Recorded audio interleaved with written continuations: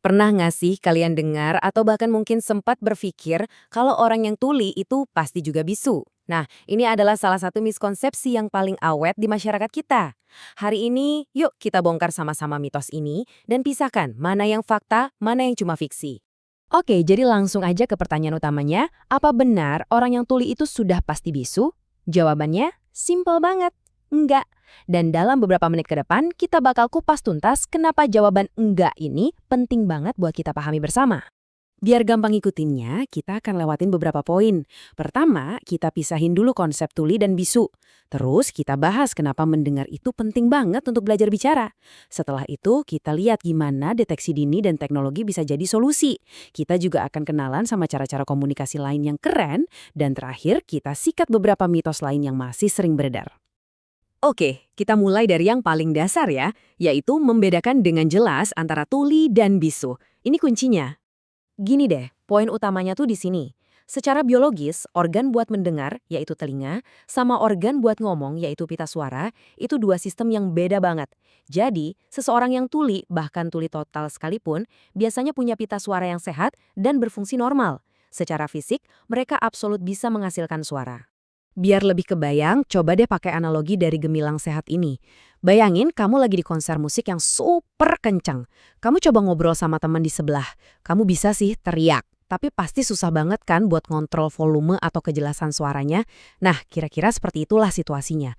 Makanya, banyak temen tuli lebih memilih bahasa isyarat. Bukan karena mereka nggak bisa bersuara, tapi karena bahasa isyarat itu jauh lebih efektif dan nyaman buat mereka. Nah, ini mungkin bikin kita mikir lagi. Oke, kalau pita suaranya normal, kenapa kok ngomong jadi tantangan? Jawabannya ada di cara kita semua. Sebagai manusia, belajar berkomunikasi sejak kecil. Seperti yang dijelasin di sini, ngomong itu bukan kemampuan instan, tapi sebuah skill yang dipelajari. Kita semua, waktu bayi, belajar ngomong dengan cara mendengar. Kita dengerin suara orang tua, musik, suara apapun di sekitar kita. Terus otak kita secara ajaib mulai meniru suara-suara itu sampai jadi kata. Jadi mendengar itu fondasinya. Proses mendengar itu sendiri ajaib banget.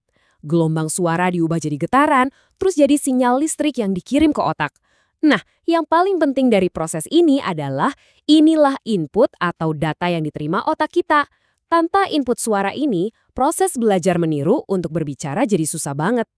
Jadi, ini nih titik krusialnya. Kalau area otak yang tugasnya memproses suara nggak dapat stimulasi yang cukup dari kecil, ya perkembangannya jadi nggak optimal. Ini bukan soal organnya yang rusak, tapi lebih ke soal otaknya yang kekurangan data buat ngebangun kemampuan bicara. Eits, tapi ini bukan akhir dari cerita ya. Justru sebaliknya. Dengan teknologi dan pemahaman modern, ada banyak banget jalan yang bisa ditempuh. Kuncinya apa? Intervensi sedini mungkin. Beberapa tahun pertama dalam hidup seorang anak itu ibarat golden period untuk perkembangan bahasa. Makanya, deteksi gangguan pendengaran sejak bayi baru lahir itu vital banget. Semakin cepat kita tahu, semakin cepat intervensi bisa dilakukan dan hasilnya bisa jauh lebih luar biasa. Umumnya ada dua teknologi utama yang sering jadi andalan. Alat bantu dengar itu ibarat amplifier super canggih yang memperkuat suara biar telinga bisa menangkap. Nah, kalau implan koklea ini beda lagi. Dia ini kayak bikin jalan tol baru, melewati bagian telinga yang rusak dan langsung ngirim sinyal suara ke saraf pendengaran. Keduanya adalah penemuan hebat yang bisa membuka dunia suara bagi banyak orang. Angka ini tolong diingat baik-baik, penting banget. Penelitian nunjukin kalau anak dengan gangguan pendengaran berat yang dapat implan koklea sebelum umur 18 bulan punya peluang super besar buat mengembangkan kemampuan bicara yang setara dengan teman-teman sebayanya. Ini bukti nyata betapa plastis dan hebatnya otak anak di usia dini. Tapi fokus pada teknologi pendengaran itu bukan satu-satunya jalan loh. Penting buat kita tahu kalau komunikasi itu jauh lebih luas dan kaya daripada sekedar suara. Yuk kita kenalan sama dunia komunikasi visual. Ini harus kita pahami bareng-bareng. BI Sindo itu bukan cuma sekedar gerak-gerik tangan atau pantomim, sama sekali bukan. Ini adalah bahasa yang utuh dan kompleks, punya tata bahasa, struktur kalimat, dan budayanya sendiri. Bagi banyak teman tuli, BI Sindo itu adalah bahasa ibu mereka. Nah, ini mitos lain yang juga harus kita bongkar. Ternyata nggak ada yang namanya bahasa isyarat universal. Sama kayak bahasa lisan, bahasa isyarat itu tumbuh dan berkembang di komunitasnya masing-masing. Jadi, BISNT bahasa Indonesia ya beda dengan American Sign Language di Amerika atau British Sign Language di Inggris. Unik-unik semua. Ada juga filosofi yang keren namanya komunikasi total. Idenya simpel tapi kuat banget. Nggak ada satu metode yang paling benar untuk semua orang. Pendekatan ini justru menggabungkan semua cara yang ada. Mau itu lewat lisan, isyarat, tulisan, baca gerak bibir. Pokoknya pakai cara apapun yang paling efektif biar pesan bisa tersampaikan. Oke, mitos utamanya udah kelar kita bahas.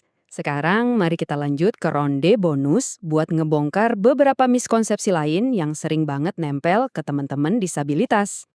Pertama, mitos soal membaca bibir. Faktanya ini skill yang super susah dan gak semua teman tuli bisa, karena banyak banget suara yang kelihatannya sama di bibir. Kedua, dan ini penting banget, mitos soal seksualitas.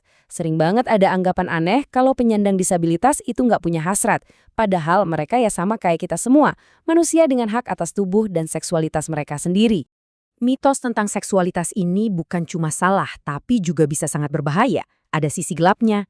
Justru karena anggapan keliru itu, teman-teman disabilitas, terutama perempuan tuli, jadi sangat rentan jadi korban kekerasan seksual. Kata aktivis Jakata Nukusuma, ketidakmampuan mereka untuk berteriak minta tolong seringkali membuat mereka jadi target yang empuk. Ini fakta yang sangat menyedihkan dan harus kita sadari. Jadi, kita kembali lagi ke awal. Tuli itu nggak sama dengan bisu. Komunikasi itu punya banyak banget bentuk yang indah. Dan di balik setiap label, ada manusia utuh dengan hak, perasaan, dan cerita yang sama kompleksnya dengan kita semua.